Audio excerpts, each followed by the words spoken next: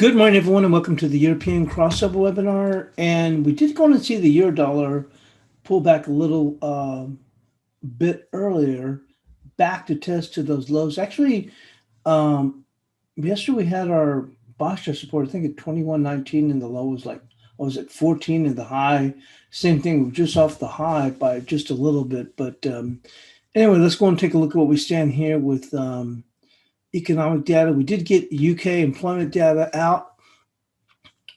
I actually saw a gain here of 7,000 here. Unemployment rate of 5%. They're looking at 5.1. Change of minus 88,000.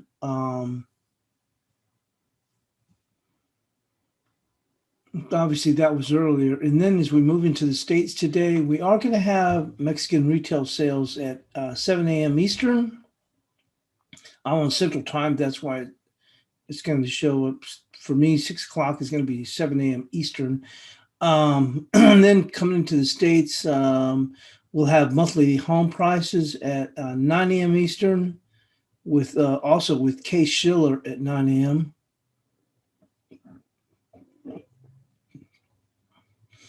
And then we have consumer confidence at 10 a.m. Eastern with Richmond Fed and Dallas Services.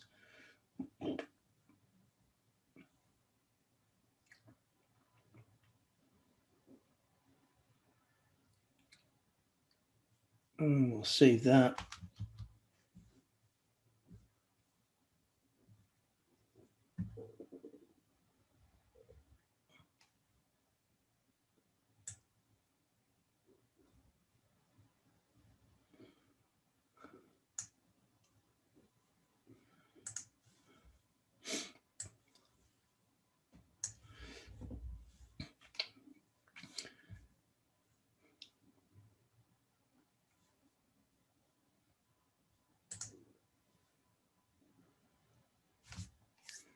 Rena says you can explain more on the NASDAQ move from yesterday and Bitcoin.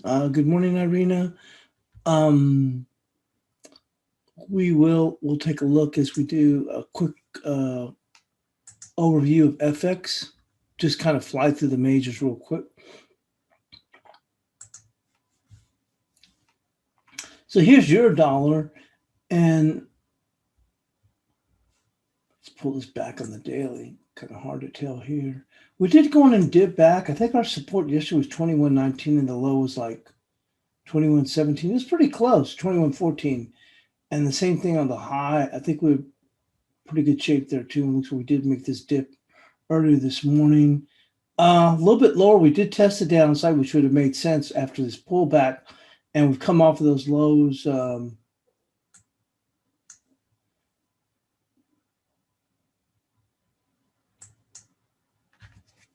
And PM Conte is confirming to his cabinet that he is resigning. It's just coming across a squawk. Take a look at cable. This has been all over the place. But once again, just like we saw the dip, kind of makes sense we'd see this on a little bit of a further downside test. Obviously, with equities lower, we saw a little bit of a bid in the dollar. Look at the Aussie. That's remained relatively quiet, but we've been trading this range here. Same thing, just testing the downside a little bit, although holding up pretty well. Take a quick look at the Kiwi. Remains in this tight, super tight range here. Dollar CAD, a little bit follow through on this reversal. We did test both sides. Yesterday, our bias chart resistance, if I remember correctly, was 27.65. Remember how we came in and I had bias chart support already from the Asian session analysis at 26.84, and I believe the low was 26.85. So we just come up here and challenge this a little bit, but still within those defined ranges pretty well of our bias chart. And once again, for those that are new, the bias chart resistance and support that we do here in the Asian or I do it in Asian analysis, but we do it here in the European crossover webinar, is basically set up for the high and the low for that given day, looking out 24 hours. So we keep it pretty tight, almost like as if you can use it in conjunction with a day trading, if you're looking using conjunction with your own analysis, but that's why we keep it so tight. Dollar peso, real good rebound. We went back up here to this old defined area. I mentioned that in the analysis of 2023. I'm talking about the analysis I did last night. Obviously, we were much lower. I think our bias chart resistance was like at 2008, I believe. We'd seen a pretty good rebound, but look how they blew through that and tested the old 2023. So I think today's analysis, I think we're 2033 for a bias chart resistance. Dollar yen, no changes there. We're still in this tight range. And lastly, the dollar index.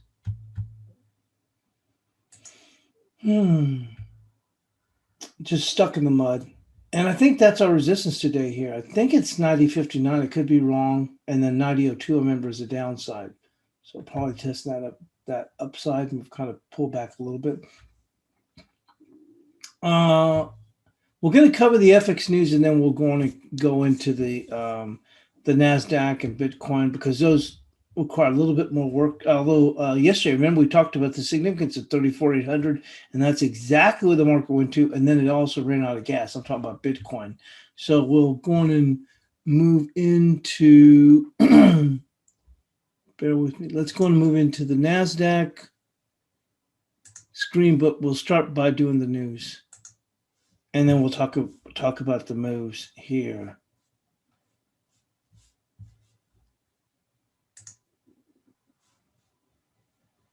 Can't believe they didn't have news for the Australian dollar.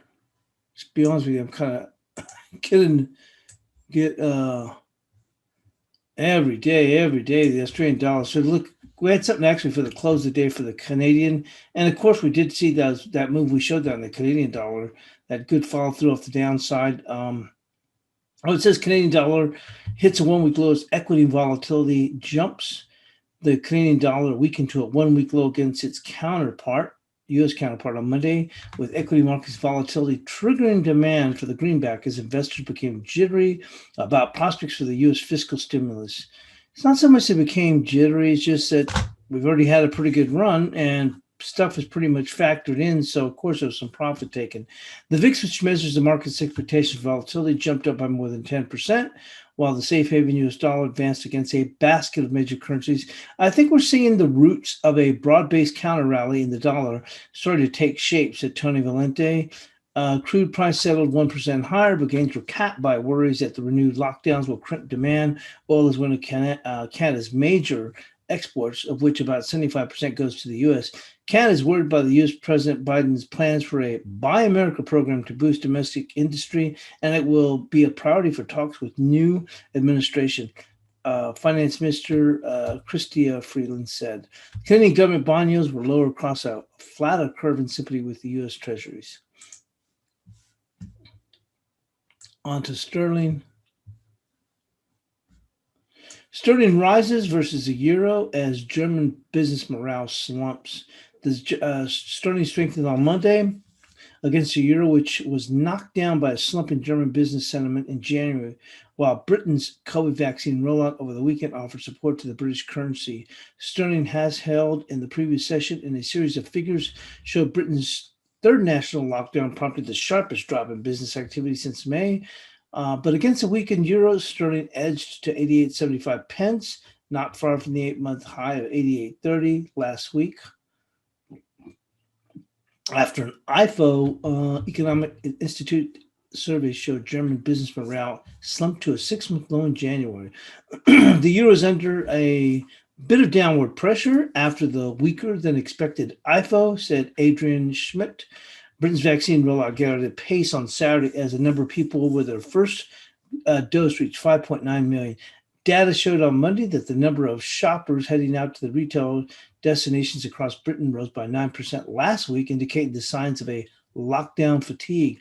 Versus the greenback, after hitting a 3-month high last week, sterling was volatile on Monday. It returned for gains as investors preferred risk assets, but we did see it close lower. You can see here, cable hits a 2-month high.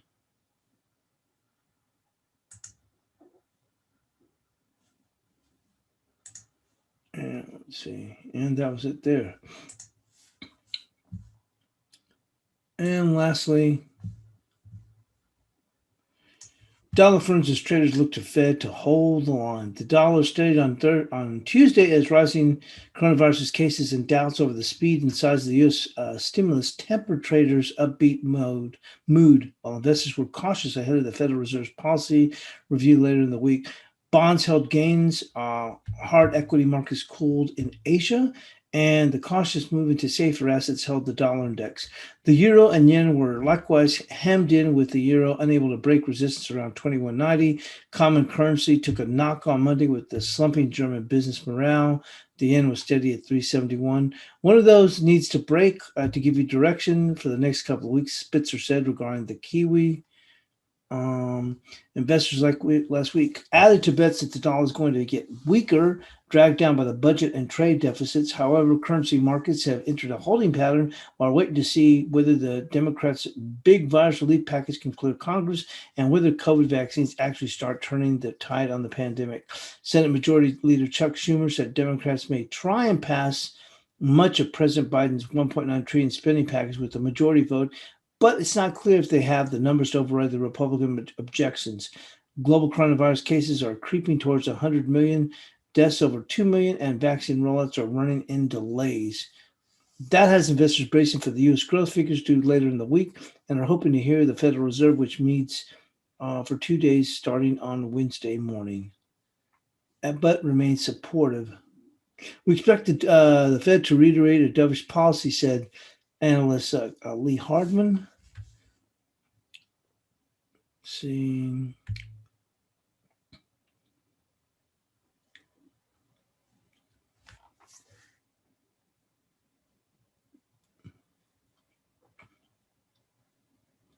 This is the part that I'm going to focus on. So that has investors bracing for soft growth figures due later in the week. So we shall see. So let's go and move into the analysis or review.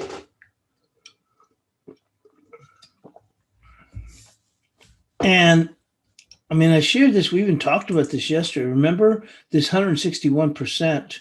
So kind of give us an idea what we were. And I said I wasn't even expecting this to hit until maybe, Wednesday or Tuesday or something. And it hit right off the bat. We actually went right to 13,553. If you look at it, the high was 13,555. You see? So it just hit it right to basically right on the notch. And that's off of this high in August to this low in September.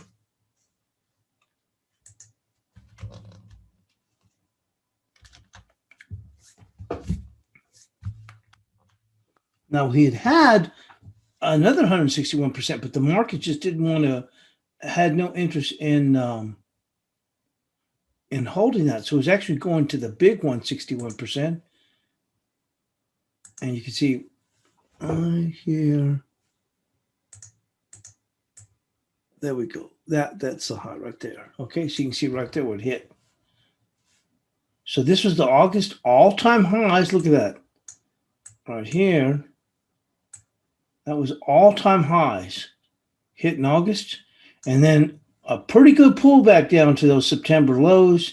And that put us right there. And that's where the market ran out of gas. We actually had 161% last week we were looking at. But once again, the market didn't react too much to that 161%. It reacted a little bit. I think that it was like, if you remember correctly, we paired back. And by the opening of the session, the U.S. session, it did back like from the Asian highs to the lows. It was like 80 handles and then turn around and ramp right back up. So once again, it looked like, hey, this is where they're going. And I shared this chart on Friday night in Twitter. If you were here in the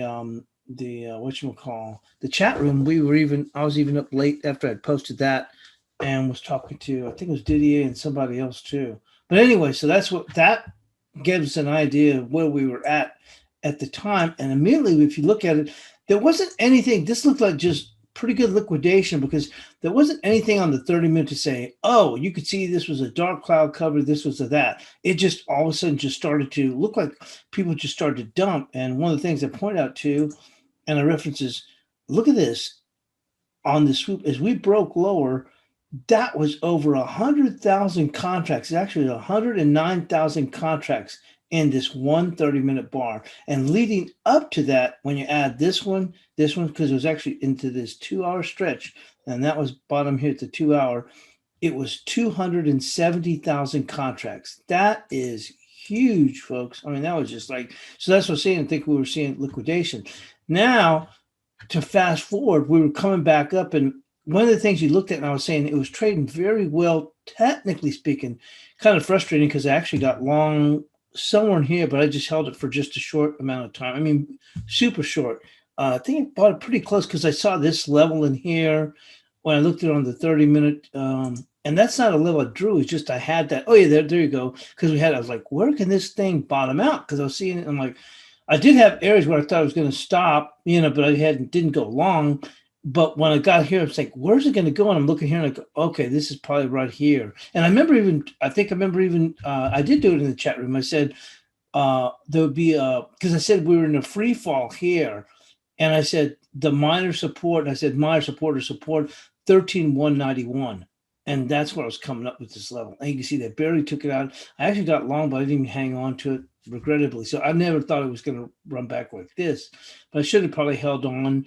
It's just I wasn't, because it was such liquidation, I'm like, how long will this hold? Well, we see people really starting to jump out. But generally, you don't see that immediately because this has been like an ocean liner going one direction. So we finally saw this pullback. And I think this has a lot to do with, remember we got to this 161%, which I think was like 13.3 something or something like that. And remember, the market kind of pulled back, but we came back up.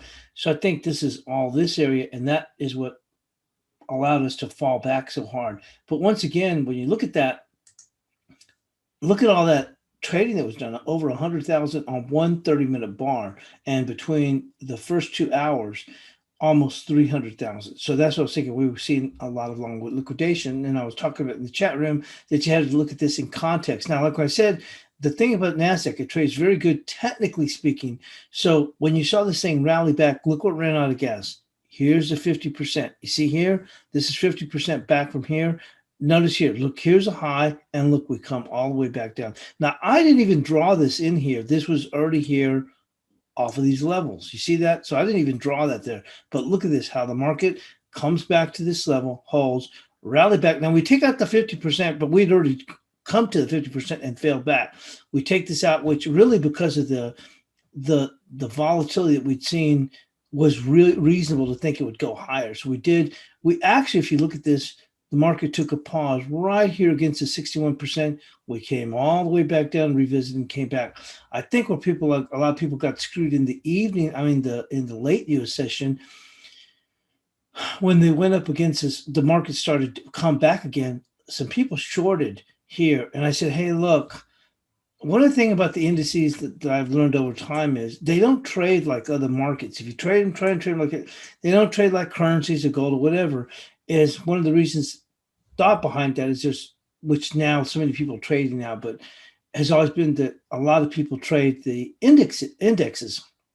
And so the market will punish you. It'll go to levels, and if you're behind the box, it'll push it out even further. So anybody that's been short down here, they were getting pushed. So as we went higher into the close, I said, hey, look, we've got some resistance. You'll see right here and here. And I remember, and I think Didier, somebody mentioned in the early European session, oh yeah, we got to that 13,460, I think, or maybe it was in the Asian session. Yeah, but we did. But the market was already coming back down because we made this push up in here. Here's that 78%. So you had to kind of, let me see if it, I don't think it made it all the way up there, but look, wow, holy smokes, it did. You see? So we did that, and we did that into the closing bell. And I was trying to say, I saw some people getting stopped out. I'm like, look, you have to take this into context. I mean, look how far it's come back. And I figured, okay, it's going to pull back. I didn't get short. Probably should have. I at the time, I didn't even notice. I mean, I had marked this here just in case, but I didn't realize. I thought we came up a little bit short, but it actually went right to the 78%. And then look, we went through Asia, it started sliding back. It took a long time, but it kept sliding back. And then finally, we broke them lower. So all those people that shorted and covered late into the US session, I'm not talking about that were short from here. I'm talking some people that I know were short from like in here. and they ended up stopping out there. I'm like, you got to factor as you're going. If you see this, you got to factor that. And they got, and I even said in the chat room, there's an undertone bid. I put on here, those that sold short, they're looking for any dips to buy. So I guess when they saw this, I guess they thought they were going to start to really sell off. They got short and they ended up getting stopped out right before the close. And that's a shame because I figured, well, the market's overdone, so it's going to come back. And when I mentioned earlier in the chat room, not that even that earlier, I said, I go, you have to look, and if you can scroll back and see my stuff, I'm not making it up. I said, you have to look at stuff in context. So I said, look, if you look at this thing, I had a conversation, I think it was with Irene, I'm not sure who it was. And I said, or maybe it was Angie, I think it was Angie. And I said, hey, look, you look at this thing, it's 100,000. So that's a lot of liquidation. It doesn't mean that everybody's gone, but that's a lot of profit taken. So on the way back, you have to figure people are going to will look to go and exit out of any longs or that are still stuck long. And look, so here we are, 13,480. Look, we fell almost 100 handles. So the people that got that, I think there was quite a few people that got short on this bar right here. And they ended up stopping out right into the close. I'm like, this doesn't even make any sense. The move's overdone. We're into resistance. I'm not going to tell anybody how to trade. I'm just saying, and then they get stopped out, and then look what happens. And I'm sure they're singing the blues today. And look at this. And you're talking right there, 100 handles off those. I mean, just have to, and I'm saying if you look at the indices and look at the NASDAQ, because I'm not really focusing anymore at all on S&P. We can always look at S&P, but for my own trading, I just try and trade the NASDAQ, goes to the stocks I'm looking at. But one thing you will see with the indices, they go through these rotations. Now, obviously, we finally first saw our first final big sell-off, but you can see the rotations. As I told you, look, they rally up. Where do they run out of gas? Here's 50%. Well, let's look here.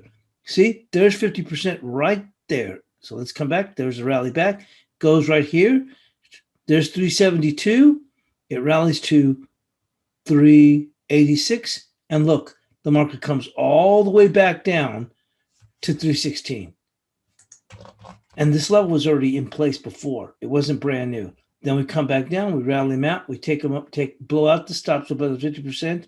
And look, we come all the way right back down. Then we rally back up to the 61%. We run out of a little bit of gas, come back because they bid them back up.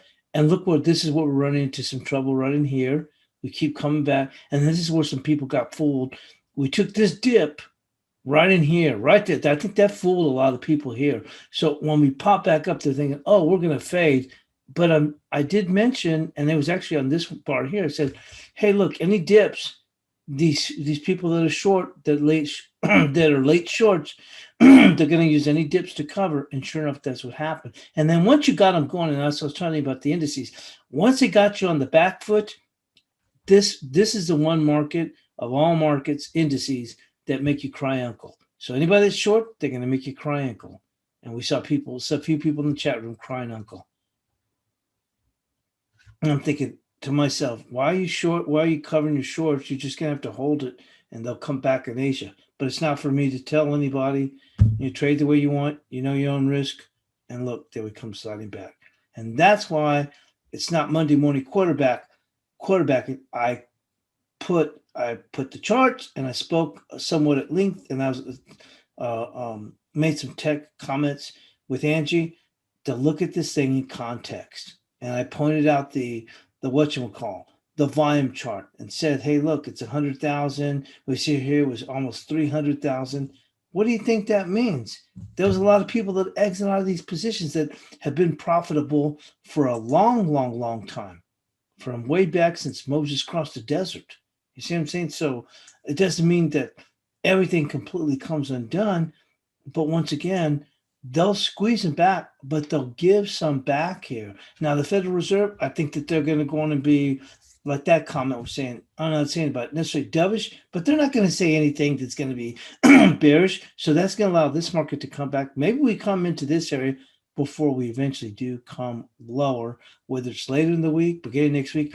And that's another thing I said in context. Does it mean we're going to come all the way back down here? No, but it probably means that realistically, and we'll point this out, and then we'll move on to the analysis. Does that mean that because of all this 100,000 over 100,000 one bar, 300,000 contracts traded in 2 hours? Does that mean we're going from here back down to here? No, but overall, it probably means we're probably going to come back right down to here. So I hope that helps explain it. And then go look at Bitcoin real fast. We talked about this. I shared about the 34,800, and we saw the importance. I said, hey, look, in order for this market to come back, it's bearish. And you can see it's below this level. It's bearish. You need 2 consecutive 2-hour closes above 34,800 to negate the downside. But you actually don't get a buy signal until you get above this level. But look where we went, right to 34,800, and look, we just rolled right back down the hill. So anyway, so let's go on and move into the analysis. But I just thought to discuss how this is playing out. And if you look at it just from the technical standpoint, so it isn't someone tells you, oh, it's going to sell off, and this is the reason why, and everything's so bearish. I'm just saying, I'm just looking at the technicals and how the market is rotating back. And so one thing about NASDAQ, probably also it does with S&Ps, but NASDAQ is you'll see there'll be targets or levels that the market wants to go to. So one of the things I was looking at yesterday, although the market did hold, if you look at from last week's level, you can see here, when this market was breaking, I said, okay, they're going to come down here to test this area down here, which they did, and they went beyond. On the way back, I said, well, this is last week's high. They're going to go to last week's high, which is 13,395, and I had an upside of 13,426. The only thing that did kind of tick me off here was I actually sold 13,408, and then this market broke, and I covered too quick because I said, oh, I did say in the chat room, oh, there's some support at 13,370. I was short from 408. And then I covered, and then the market kept breaking down until we broke down here to what was it, like the 3 teens or 3 single digits. I was really ticked off at myself, but we came back. But you can see how these markets go. Look, all they did was they revisited and took out last week's high. That's what they went to for at first. They stopped at, I think was, I remember, they stopped at 13,419 because I even had a level to sell them at 13,425. And they stopped at 419, and finally I said, oh, forget it. It looks like it's going to break here. So I got short at 13,408. And then we broke, some more, and then we got past the 70, then past the 50, and then we really came down, we dipped. And then when I went back up here on the run back, guess where they went to? They went to the prior week's high, the 13, this is 14,423 right there. And they went up there, and then there was a pause. I'm not going to bother looking at it on a 5-minute chart, but we had actually come to that pause area. This might be it right in here where the market, let me see here. Yeah, we got to 446 on this one right here. And then we did back down to 402. Then we went back up. But like I said, you can see how it rotates from level to level. Anyway, that being said, that should pretty much explain stuff. So let's hurry and get to the analysis and get things going. But my point being is, if you just look at the technicals, that's it. Especially when you trade these indices. Bear with me. That's the one thing I could impart is just look at the technicals. And believe me, I've looked at so many different things, and at the end of the day, it's just the technicals. That's it. At least when you trade the indices. I know with let's say if you're trading FX and you look at the euro, oh, wait a minute, PM Conte resigned. Oh, okay, it's going to move the euro, and Lagarde said this, and Boons have been moving. That, like I said, with indices, it's best just to look at just follow the technicals, and it'll keep you on the straight and narrow. So here's the euro. Let's hurry and fly through this stuff. We've spent enough time on the other stuff. So take a look at the euro.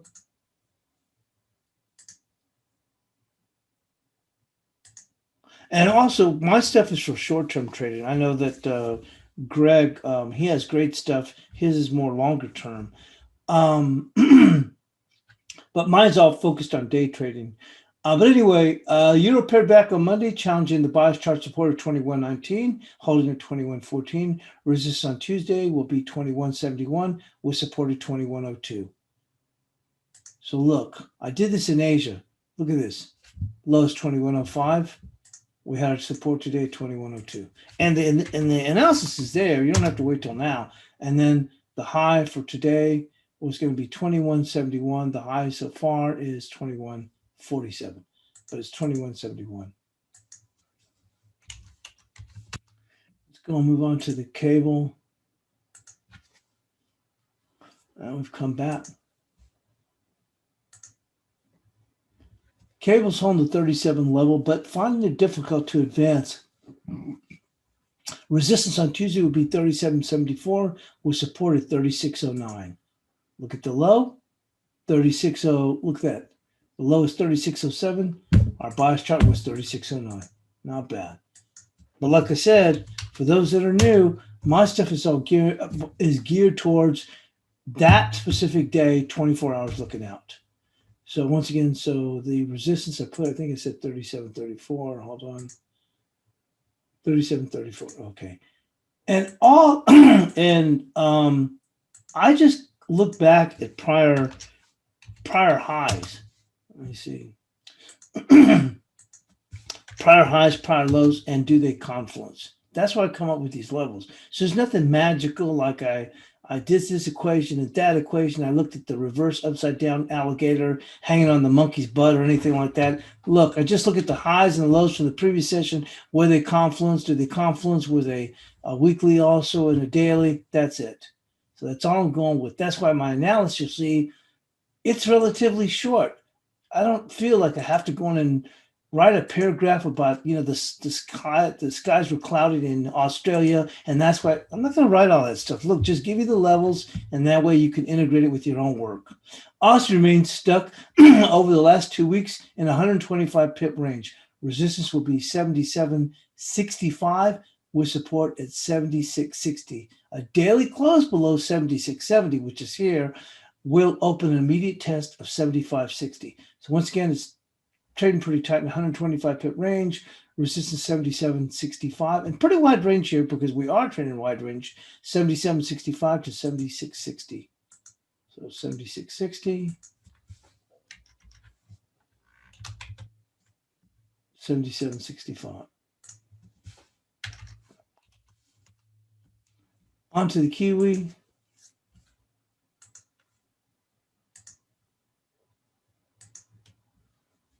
I mean, I don't get it when people go on and make it teaches on. But I'm saying is, if a market's sitting in here, I don't know how people are going to write 3 paragraphs or whatever where the market's doing this. The market's not going anywhere, so just give the levels up and down. Kiwi remains in a tight range. Resistance will be 72.37 with support at 71 even. And like I said, that's even being generous because really 72.37, we could test the upside without breaking out. So I'm giving it the room 72.37 and 71 even because that's what it's going to take to break 71.50. Now you got to put it with 7,100. A daily break of 7,150 will open that auger for us to go and test lower. Says would be rest a case of 69.98. So 72.37, 71, and we're just stuck here trading this range. So on this, nothing new to go on and really offer. The high remains the same. Going to dollar CAD. And same thing here. I don't mean to beat a dead horse, but look, yesterday I said, and this was the analysis from Sunday, my bias chart support was 26.84. The low was 26.85. And my bias chart resistance was 27.65. The high yesterday was 27.77. And I didn't write a whole big fancy Dan analysis. I just went with the levels. And you can see what we came up with right there with 26.84, and the high was 80. What the low was 26.85. So that's what I'm saying. I just go with the technicals, and basically that means just the levels, and I might factor in a fib if I see something there. So dollar CAD, so I tested the ranges on Monday, fading back from bias chart resistance of 27.65 and bias chart support of 26.84. Support on Tuesday will remain the same with resistance at 27.98. So the only difference is 27.98 on the upside. Go to the dollar peso. Now, this one was a surprise to the extent that it went, but it's very, very oversold. It has been. So you can see here, we went after this old 23.23 right here, or 20.23, I should say. I think our support was what 20.08. Yeah, so it blew past, but this market is very, very oversold. It keep breaking down, breaking down. This time it finally held, and that's where we're just seeing some basic short cover, nothing beyond that. That being said, the dollar peso tested the upside of a defined range, which is 2023. There's that range that we've been here. Resistance for the week will be 2033, because it doesn't mean it's going to hit it today, but pretty good run here, though. With support at 1995. So we can dump back here, but definitely want to pick up anything below that. So 1995, 2033. And this one's been all over the map, hence the wide range. But I said for the week, looking for a move up to 2033, potentially. And it actually had a pretty good run already. High this morning's been 2020, basically 2029. Dollar yen, no changes here in the dollar yen. I put that, there's no change. We're just stuck in the mud. On to the cash dollar index.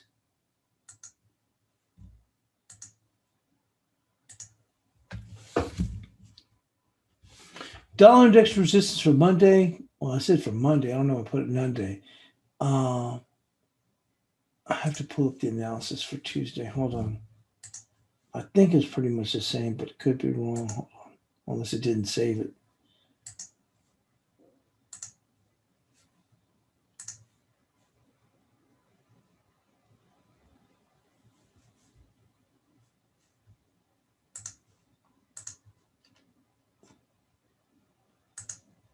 Okay, it says dollar index resistance for Monday is not okay. I don't know why. I guess it didn't save it. For whatever reason, it didn't save it.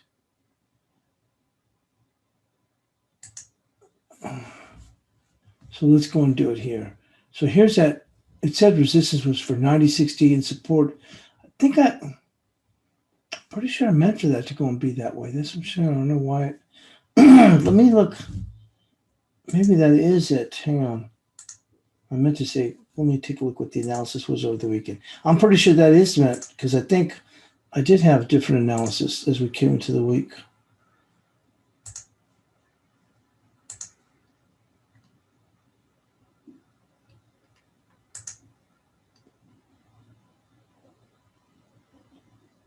Yeah, it is. That is for Tuesday. Mondays was, although off the recent lows, it's stuck in a rut. Resistance for the week will be 90.79 with supported, which I remember even saying that here, meant to be 89.80. So yes, that is Tuesday support. I just I wrote Monday instead of putting Tuesday. So let's get that corrected. That should have said Tuesday, not Monday. So that was correct.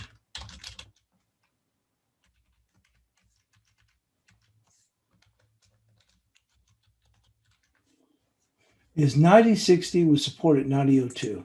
So 90.60.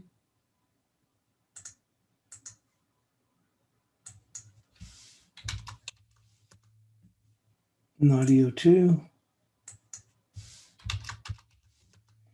And you can see the high right now is exactly 90.60. Actually, it's 90.61.5, and now we're at 90.45. So, and that analysis was in Asia. Let's quickly move into the cross rates. We're not going anywhere. This market's dead as a doornail. I mean, overall. So no changes here on Kiwi yen. Move into the euro pound.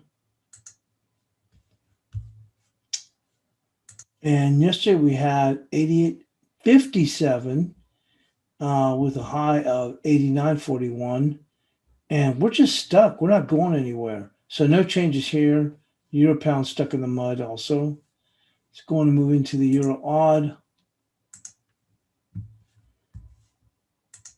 We're not really moving very much here, but you're on 56.83 with the upside. We did have a wider range here with the upside at 58.61. The 58.61 is still going to stay in place. The only difference is you see this low here, we'll use that right there. And that would be, well, that's the 56.81 that we talked about. So yeah, no changes here. We can make this a 1. That's about the only difference here. On to the Euro Kiwi. So not seeing many changes here. The Euro Kiwi, we are kind of dragging towards these lows here. We had 68.45. We are pressing here. If we do test this low again, this is actually a weekly level here too. We'll go with this low right here to see if we can hold them. And that'll be right there. Because if it breaks, and it'll look like we'll take out the 68, but that would be 68.20.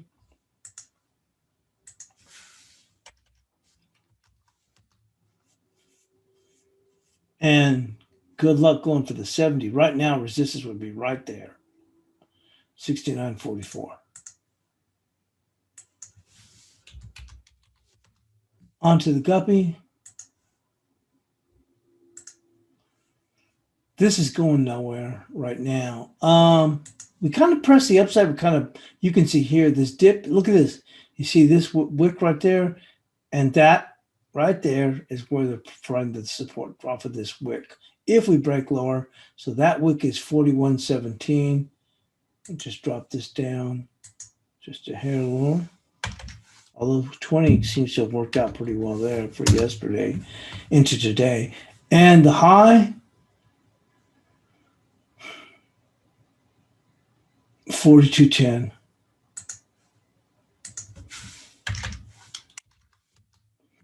And lastly, starting odd, would gently try to work higher, just gently. And sterling has remained strong while the odd's been kind of just spinning its wheels. So we'll allow for this to go a little bit higher, which should be right there, 77.91.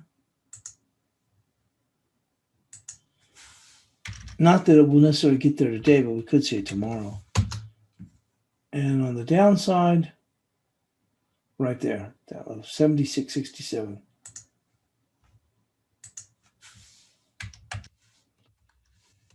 And there we go. That's the analysis for today, and we'll see you all in the chat room. And thanks for joining us here on the European Crossover webinar.